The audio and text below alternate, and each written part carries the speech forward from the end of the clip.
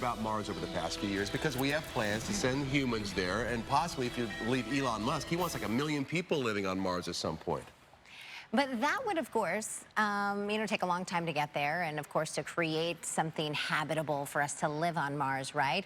Well, an all-woman crew, they just wrapped up a 2-week Mars simulation in Hawaii.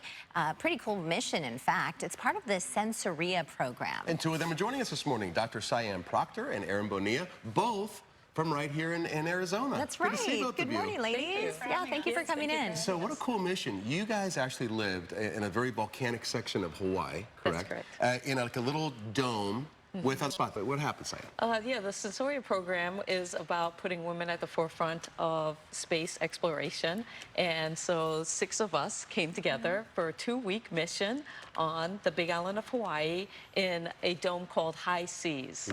So how does this whole thing begin? You both live here. Did you know each other before you headed out? You've worked together, I'm guessing, right? Yeah, so we actually have a company together called Flight Ready Systems, and we help people get research into these space simulations. Oh, that's wow. interesting. Yeah. So tell us what it was like in there. First of all, we're looking at pictures of your dome. Tell us what the dome was like inside.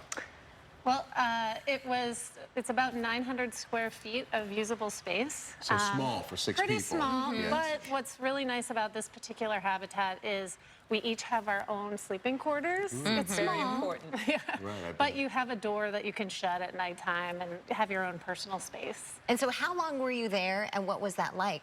Easy to survive? Yeah, we were there for 2 weeks. Now, I will say that I lived in the High Seas habitat back in 2013 as one of the very first crew members.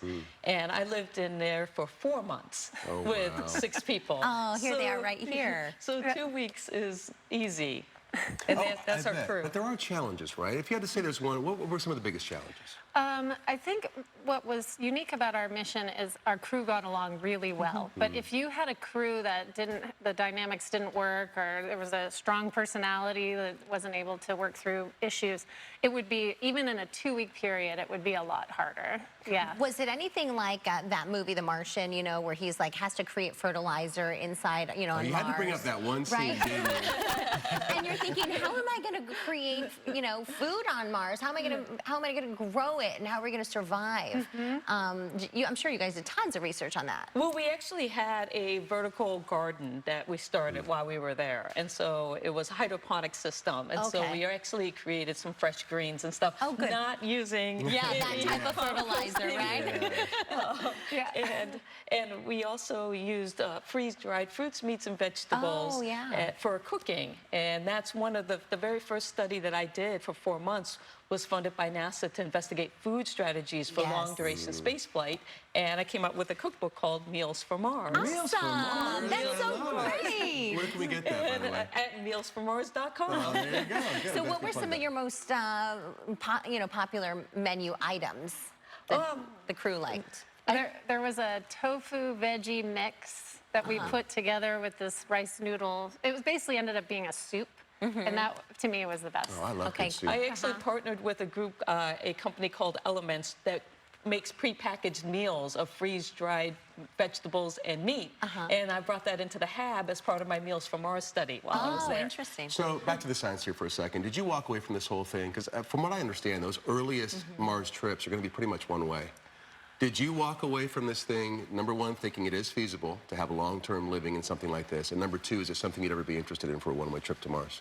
Well, I think that, the moon is our test bay for Mars. And so we've got, a mission coming up in 4 years to put first female on the moon.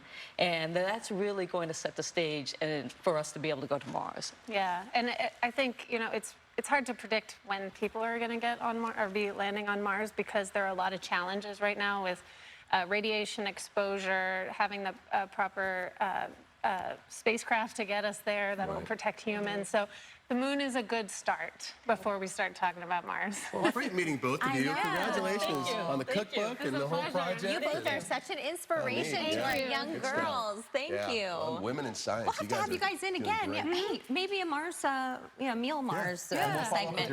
Oh, yeah, Meals for Mars. Yeah, thank you. We're going to cook a Meals for Mars? Yeah, in the bistro.